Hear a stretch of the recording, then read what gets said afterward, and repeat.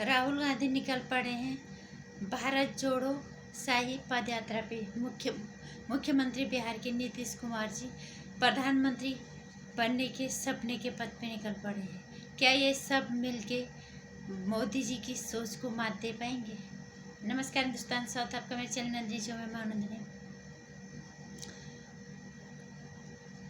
15,000 के जूते, 40,000 की टी शर्ट, मुट्ठी भर चमचे पकड़े और लीटरों में आटा भरा ड्रम में और निकल पड़े हैं भारत जोड़ो पद यात्रा में। और मैं इसे कहूँगी भारत जोड़ो शाही पद यात्रा, क्योंकि 15,000 के जूते, 40,000 की टी शर्ट, भारत की वो गरीब जनता, उनके लिए 15 लाख के बराबर है। 40,000 40 लाख के बराबर है।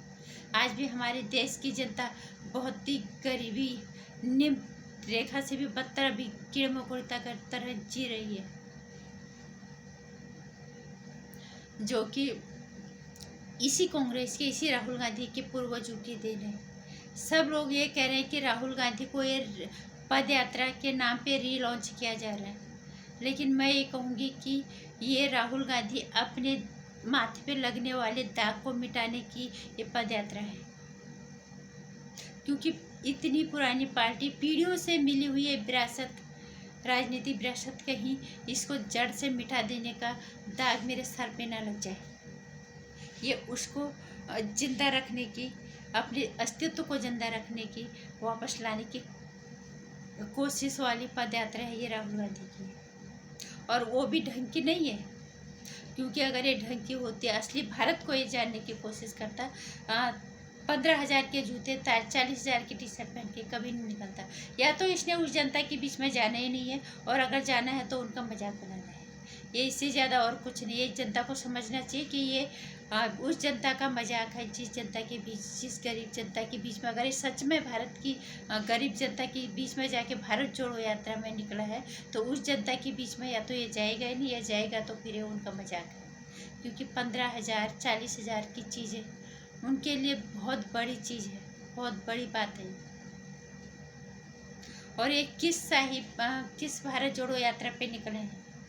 ये भारत तोड़ा ही इनके पूर्वजों ने था। अगर जोड़ना ही था फिर ये तोड़ा क्यों?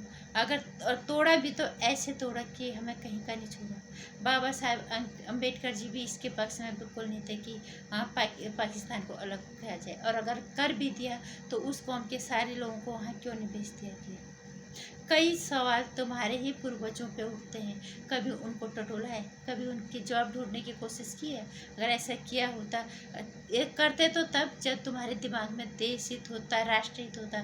तुम्हें तो सिर्फ अपने पीढ़ियों के लिए दौलत जमा करनी है, वही एक रास्ता है। तुम्हारे सत्ता में आने का तुम्हारा वही एक मकसद है। तुम्हें देश, राष्ट्र से, देश की जनता से कोई लेना देना नहीं है। और वही तुम जिस तरह के कारनामों में लगे हुए हो भारत जोड़ो यात्रा में, और नीतीश कुमार जी अपने प्रधानमंत्री के अलग ही सपने की दुनिया में खोए हुए हैं, क्योंकि उनको सपना दिखा दिया गया कि 2024 में हम तुम्हें प्रधानमंत्री बना देंगे। वो अलग ही उछल रहे हैं। लेकिन मोदी जी अपने कामों से लोगों को के बीच में अपनी पकड़ मजबूत करते हैं, क्योंकि इसी जमीन से उठ के वहाँ तक गए, तभी वो सारे लोगों को की तकलीफों को समझ पाते हैं। और जहाँ आप इस तरह के कारनामे कर रहे हो, भारत जोड़ो यात्रा, प्रधानमंत्री बनने के सपने आप देख रहे हो, वहीं मोदी जी ने इंडिया गेट पे नेताजी सुभाष चंद्र बोस की मूर्ति का अनावरण किया। सेंट्रल विस्टा के उन्होंने लोकार्पण किया। राजपथ का नाम उन्होंने कर्तव्य पथ रख दिया, जो कि बिल्कुल 200% सार्थकता का संकेत है, बिल्कुल सार्थक के नाम है। क्योंकि हर इंसान कर्तव्य पथ पे चल के ही ऊंचाइयों को पाता है। कर्तव्य करना हर इंसान का का कर्तव्य है, उसका दायित्व है, उसको करना ही चाहिए। बिना कर्तव्य के हम किसी मुकाम पे नहीं पहुंच सकते, क्योंकि इस देश की जनता ने नेताओं को कर्तव्य करने के लिए चुना होता है। विलासिता के लिए नहीं, राजपथ विलासिता का ही संकेत है, उसकी पहचान है।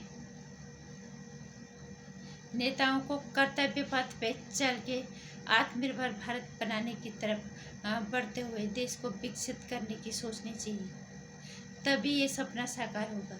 और ये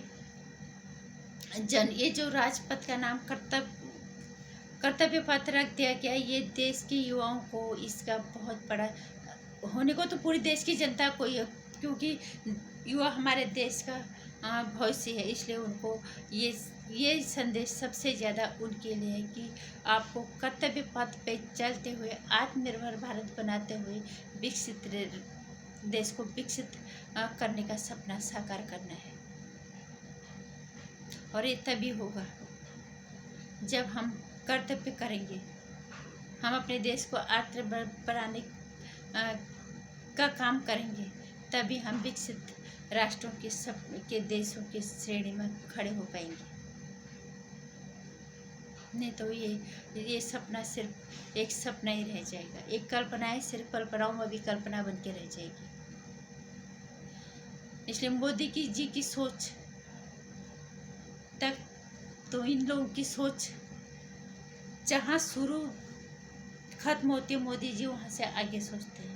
उन्हें यहाँ वहाँ इस तरह के कारनामे करने की ज़रूरत नहीं है। वो अपने कामों की वजह से लोगों के बीच में उन्होंने पकड़ बनाई है।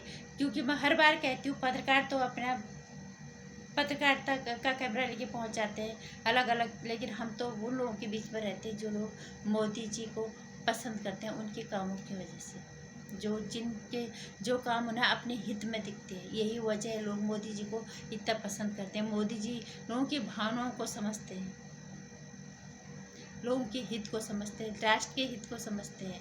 वो बेपरवाह हर काम कर देते हैं, चाहे उनके लिए लोग उन्हें कितनी गालियाँ दें, उन्हें कुछ भी करें।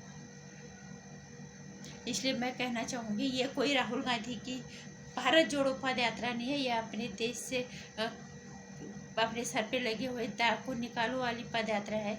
अगर बच गई कांग्रेस, तो राहुल गांधी के सर से ये जो दाग लगने वाला है, ये नहीं लगेगा, ये मिट जाएगा। अगर नहीं हुए तो हमेशा के लिए उसके सर पे ये दाग या कालिक लग जाएगी कि कांग्रेस को इतनी पुरानी पार्टी, इतनी पीढ़ी वाली विरासत राहुल गांधी ने समाप्त कर दी।